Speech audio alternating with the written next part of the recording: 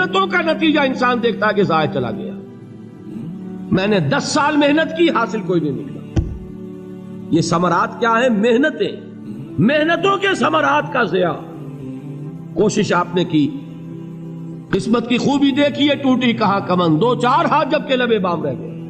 Be prepared.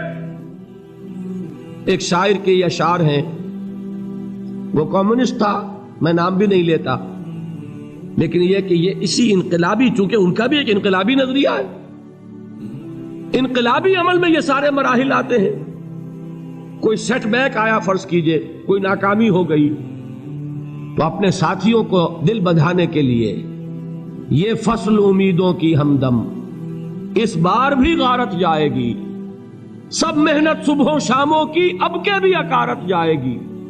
میرے نبی کے ثمرات کا جو لفظ یہاں آیا ہے، وَنَقْصٍ مِّنَ الْأَمْوَالِ وَالْأَنفُسِ وَالثَّمَرَاتِ، سب محنت صبحوں شاموں کی اب کے بھی اکارت جائے گی. دھرتی کے کونوں کھدروں میں پھر اپنے لہو کی کھاد بھرو، پھر مٹی سینچو اشکوں سے، پھر اگلی رت کی فکر کرو، پھر اگلی رت کی فکر کرو. جب پھر ایک بار اجڑنا ہے، ایک فصل پکی تو بھر پایا، تب تک تو یہی کچھ کرنا ہے. ایک مقصد ہے سامنے، انقلاب برپا کرنا ہے. ایک کوشش ناکام ہو جائے کوئی پرواہ نہیں، نیکسٹ. پھر تیار رہو ناکامی کے لیے. ایسا نہ ہو جو انگریزی میں کہتے ہیں hope for the best but be prepared for the worst. ایسا نہ ہو کہ دوسری مرتبہ ناکام ہو کے بددل ہو جاؤ، تمہاری ہمتیں جواب دے جائیں. نہیں، پہلے سے تیار رہو کہ دوسری مرتبہ بھی ناکامی آئے تو آئے، لیکن جب تک کہ کامیابی حاصل نہیں ہوتی ہمیں یہ کام کیے چلے جائیں. دیکھیے سیرت میں آیا کہ نہیں یہ واقعہ. بدر میں مسلمانوں کو فتح ہوئی تو احد میں زک پہنچی کہ نہیں؟ 70 صحابہ شہید ہوئے کہ نہیں؟ اگر ان کی ہمتیں جواب دے جاتی تو گاڑی کیسے چلتی آگے؟ تو فرمایا وَلَنَبْلُوَنَّكُمْ بِشَيْءٍ مِّنَ الْخَوْفِ وَالْجُوعِ وَنَقْصٍ مِّنَ الْأَمْوَالِ وَالْأَنفُسِ وَالثَّمَرَاتِ. ہم تمہیں لازم آزمائیں گے، خوف کی کیفیت سے، فقر و فاقے کی کیفیت سے، بھوک سے، جان کے نقصان سے، مال کے نقصان سے، محنتوں کے حاصل کے ضائع ہو جانے سے. وَبَشِّرِ الصَّابِرِينَ، اور اے نبی بشارت دیجئے صبر کرنے والوں کو.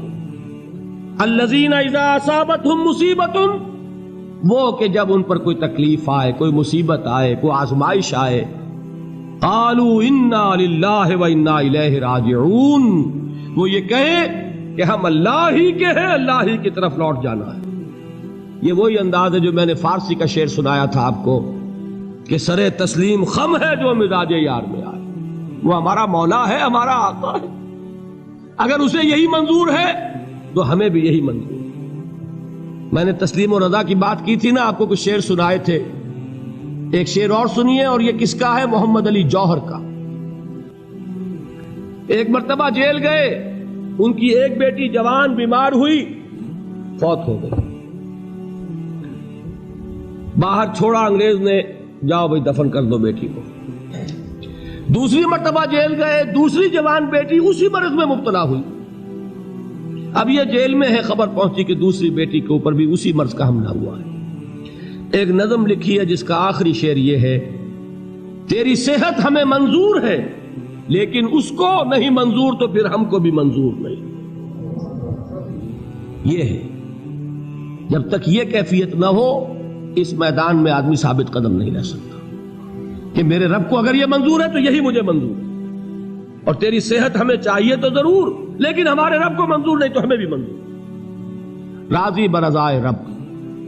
وَبَشِّرِ الصَّابِرِينَ الَّذِينَ إِذَا أَصَابَتْهُمْ مُصِيبَةٌ قَالُوا إِنَّا لِلَّهِ وَإِنَّا إِلَيْهِ رَاجِعُونَ. نہ شود نصیب دشمن کے شود ہلاک تیغت، سر دوستہ سلامت کے تو خنجر آزمائی.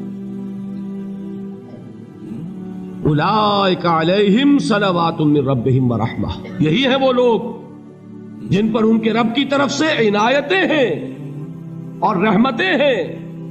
وَأُولَٰئِكَ هُمُ الْمُهْتَدُونَ، اور یہی ہے وہ لوگ جو کامیاب ہونے والے ہیں، ہدایت پانے والے، ہدایت یافتہ.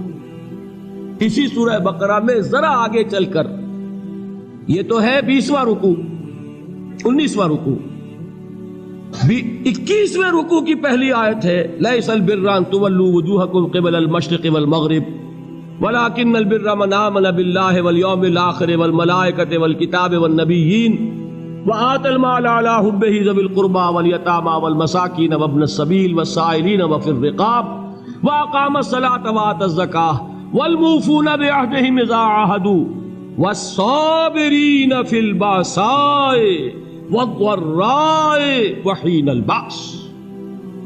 اب یہ آیت جو ہے سورۃ العصر میں جو مضامین آئے تھے سارے اس میں موجود ہیں۔ وہاں ایمان کا لفظ آیا، یہاں 5 ایمانیات کی تفصیل آ گئی، اعمال کی تفصیل آئی، اور آخری بات وہاں کیا ہے وَتَوَاصَوْا بِالصَّبْرِ، اور یہاں کیا ہے وَالصَّابِرِينَ فِي الْبَأْسَاءِ وَالضَّرَّاءِ وَحِينَ الْبَأْسِ، اور صبر کرنے والے، اصل نیکی ان کی ہے جو صبر کریں، کس میں؟ جنگ کے وقت، ذرائے، باسائے، باسا کہتے ہیں فقر اور فاقہ، واحد آئے گا باس تو اس کے معنی جنگ، اور باسا جمع میں آئے گا تو فاقہ، فقر، بھوک، اور ذرائے جسمانی تکلیف، ضرر، جسمانی تکلیفوں میں صبر کرنے والے، فقر اور فاقے میں صبر کرنے والے، اور جنگ کے وقت صبر کرنے والے، اولئک الذین صدقوا واولئک هم المتقون، یہ ہیں وہ لوگ جو صبر کرنے والے ہیں، یہ ہیں جو سچے ہیں، جو اپنے دعوے میں نیکی کے اور ایمان کے صادق ہیں، اور یہی وہ لوگ ہیں جو متقی۔ اگلی سورت ہے سورہ آل عمران، اس میں 2 لفظ آئے ہیں، آخری آیت یا ایھا الذین آمنوا اصبروا وصابروا ورابطوا واتقوا اللہ لعلکم تفلحون۔ دیکھیے یہاں صبر اور صابر جو تعلق جہد اور جہاد کا ہے وہی ہے صبر اور مصابرت۔ صبر ایک طرفہ عمل ہے، آپ جھیل رہے ہیں، برداشت کر رہے ہیں، صبر علی المعصیہ، صبر علی الطاعہ، صبر علی الابتلاء، یہ سب کیا ہے؟ صبر۔ اور مصابرت کیا ہے؟ صبر کا صبر سے مقابلہ۔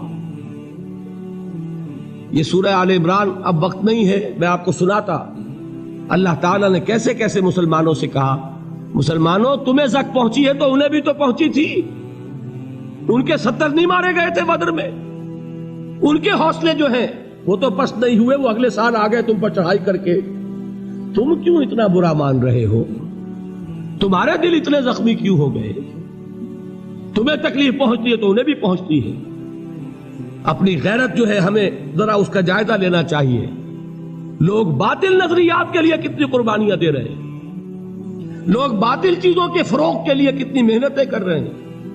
جیسا کہ میں نے ابھی کہا تھا، اسی غیرت کو چیلنج کرنے کے لیے، ذرا آپ کی حمیت دینی کو جوش دلانے کے لیے، قادیانی نوجوان کتنی تعداد میں اپنے آپ کو دین کے لیے وقف کرتا ہے، اور آپ کتنے نوجوان ہیں جو اپنے آپ کو دین کے لیے وقف کرتے ہیں، اور ہوں وہ کھاتے پیتے گھرانوں کے لوگ۔ یہ نہیں ہے کہ اگر کوئی اور کام نہیں کر سکتا تو پھر یہ ہے کہ وہ دین کے کام میں لگ جائے۔ باصلاحیت لوگ، کھاتے پیتے لوگ، ذہنی استعداد رکھنے والے لوگ، اونچے گھرانوں کے لوگ، وہ وقف کریں اپنے آپ کو دین کے لیے۔ اس کے بغیر کیسے باہر آ جائے گی، کیسے رونق آ جائے گی؟ تو دنیا میں باطل نظریات والے جو ہیں، یہ بات کہی گئی ہے، مسلمانوں تم اگر توحید کے لیے لڑ رہے ہو، دیکھتے نہیں ابو جہل کو، اس نے گردن کٹوائی ہے شرک کے لیے، شرک کے لیے گردن کٹوائے، اور تم توحید کے لیے گردن کٹوانے کو تیار نہ ہو۔ اس نے گردن کٹوائی کہ نہیں کٹوائی؟ اور کس طرح کٹوائی ہے؟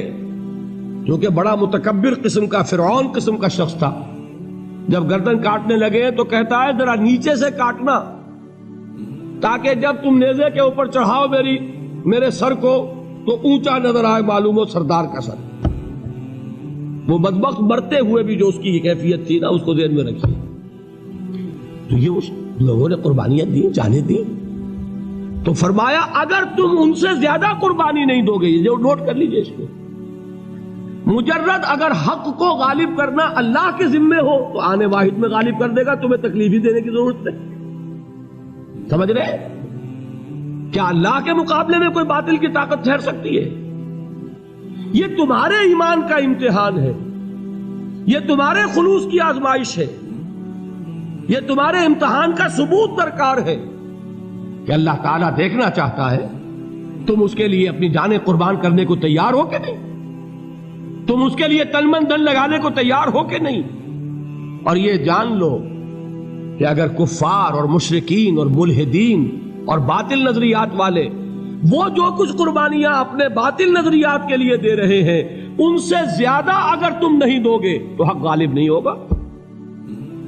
انہوں نے جو صبر کیا ہے اپنے باطل نظریات پر، اگر تم اس سے زیادہ صبر کا ثبوت نہیں دو گے اپنے اس حق پر تو حق غالب نہیں ہوگا۔